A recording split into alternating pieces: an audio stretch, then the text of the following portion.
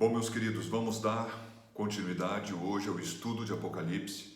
Vamos estar vendo então o toque da sexta trombeta e tudo aquilo que se desenrola em relação a esta ação.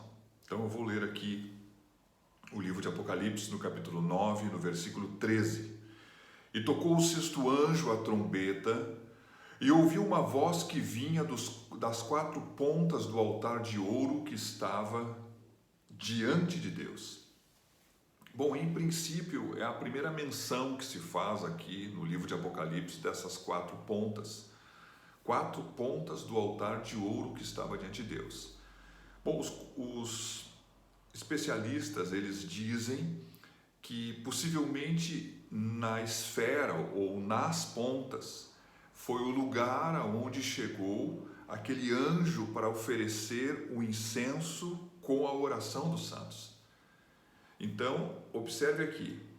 E tocou o sexto anjo a trombeta e ouviu uma voz que vinha das quatro pontas do altar.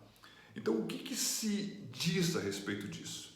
Que seria a resposta de Deus, porque cheirou o incenso que faz memória da lembrança do seu santo filho e da sua obra, e aceita a oração dos mártires, e Deus então expressa a sua voz como declarando o início desse sistema, da resposta das orações, da sua ira. Então, falando isso, leio o versículo 14, a qual dizia o sexto anjo, que tinha trombeta: solta os quatro anjos que estão presos junto ao grande rio Eufrates. Bom, o rio Eufrates, ele é a região onde ele está, aonde se construiu boa parte da civilização antiga, mas nós podemos dizer que foi ali que Adão pecou, foi ali que Caim matou Abel, foi ali que aconteceu o dilúvio, foi ali que os homens construíram a Torre de Babel, foi ali que a Babilônia foi construída, foi ali que surgiram a maioria das grandes religiões mundiais. Então, essa região, ela pode ser tipificada como um lugar de idolatria, um lugar de feitiçaria, um lugar de adoração de demônios e de outros tipos de pecado. Falando isso, então, nós podemos dizer que essa região também até hoje foi foco de muitas guerras, e ela é foco do surgimento até hoje de alguns grupos, como nós vemos esses grupos islâmicos, Estado Islâmico, militantes, que fazem coisas e cometem atrocidades num tempo até que não há guerra entre as nações. Então, dizendo tudo isso, podemos dizer que esses quatro anjos que devam ser soltos, e existem então quatro anjos que certamente são servos do diabo, servos de Satanás.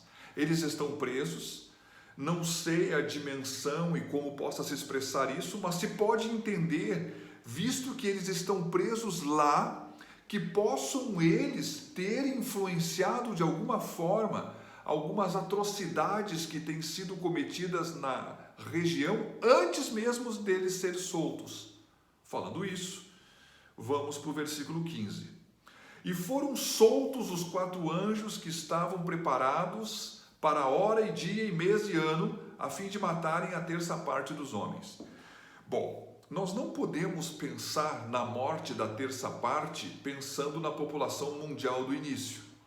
Então, conforme um momento que Deus veio permitindo que os homens venham sendo mortos na quarta parte ou na terça parte, e agora aqui falando de terça parte, é a terça parte dos homens que ficaram. Sempre é o que está vivo no momento. Então, falando isso, eu quero dizer que nós sempre encaixamos essa palavra que está em Mateus 24, 22, que diz que se aqueles dias não fossem abreviados, ninguém se salvaria ou sobreviveria. Na verdade, às vezes nós encaixamos esses dias no que diz respeito a esse final de tempo, onde Deus vem, parece que os anos vão passando mais depressa e parece que nós estamos então como que encaixados nessa palavra, e até sim, mas muito mais nos anos da tribulação, especialmente no momento da grande tribulação. Se esses dias não fossem abreviados, certamente ninguém sobreviveria. Olha só o que o toque dessa trombeta, a soltura desses 4 anjos que estão presos no rio Eufrates, vai trazer sobre a terra. E o número dos exércitos dos cavaleiros, no 16, né, era de 200 milhões, e eu ouvi o número deles. Eu não sei como é que João pôde determinar esse número. 200 milhões, segundo a questão histórica, era mais do que toda a população do mundo da época de João. Possivelmente era mais, somando todas as nações. Era mais gente do que tudo aquilo que poderia existir de homens que pudessem ir para a guerra. Falando isso, então nós podemos dizer que esse grande exército, ele certamente foi levantado ou instigado ou seduzido pelos demônios, por esses 4 demônios. E na verdade, se nós formos pensar hoje para frente, e não falta muito para essas coisas acontecerem, nós só temos praticamente 2 países no mundo que pudessem estar, se fôssemos pensar em nação, né, que pudessem estar tendo uma condição de poder ter 200 milhões de soldados que pudessem vir e ser um agente instigados por esses demônios, se eles são homens. Né? Nós teríamos a China e teríamos a Índia. Né? Falando da China e da Índia, nós podemos ver, e isso é algo que nossa geração está vendo, a Índia tem o seu crescimento, tem também uma grande miséria, mas a China tem um crescimento e um crescimento bélico muito grande. Mas, então, provavelmente, sendo homens e sendo nação, seria a China. Pudesse existir a posição que isso pudesse ter sido levantado por vários outros, sendo homens, né? Esses cavaleiros, esse exército, que fala que é exército dos cavaleiros. Bom, está falando em princípio de homens. Esse exército pudesse também ser formado de várias nações. Bom, não sabemos isso é algo que não temos como falar. Mas aqui no 17 diz assim: e assim vi os cavalos nesta visão, e os que sobre eles cavalgavam tinham couraças de fogo, e de jacinto e de enxofre. E a cabeça dos cavalos era como cabeça de leão. A cabeça do cavalo como a cabeça de leão. E da sua boca saía fogo, fumaça e enxofre. Bom, o que podemos ver aqui? Bom, João viu, então, o que é um cavalo? O cavalo é um animal que se movimenta.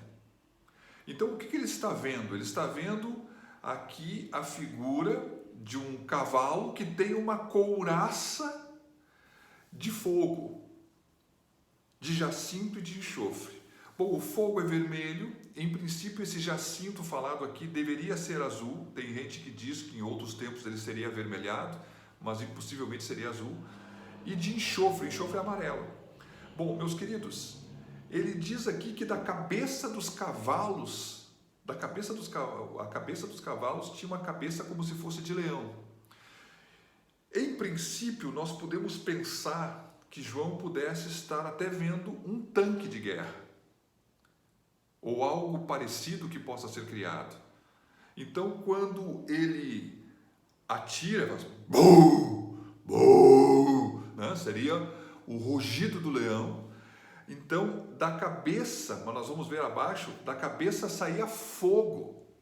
Então, nós ouvimos o barulho do estrondo, nós vimos o fogo saindo, não conseguimos praticamente ver o projétil de tão rápido que ele sai.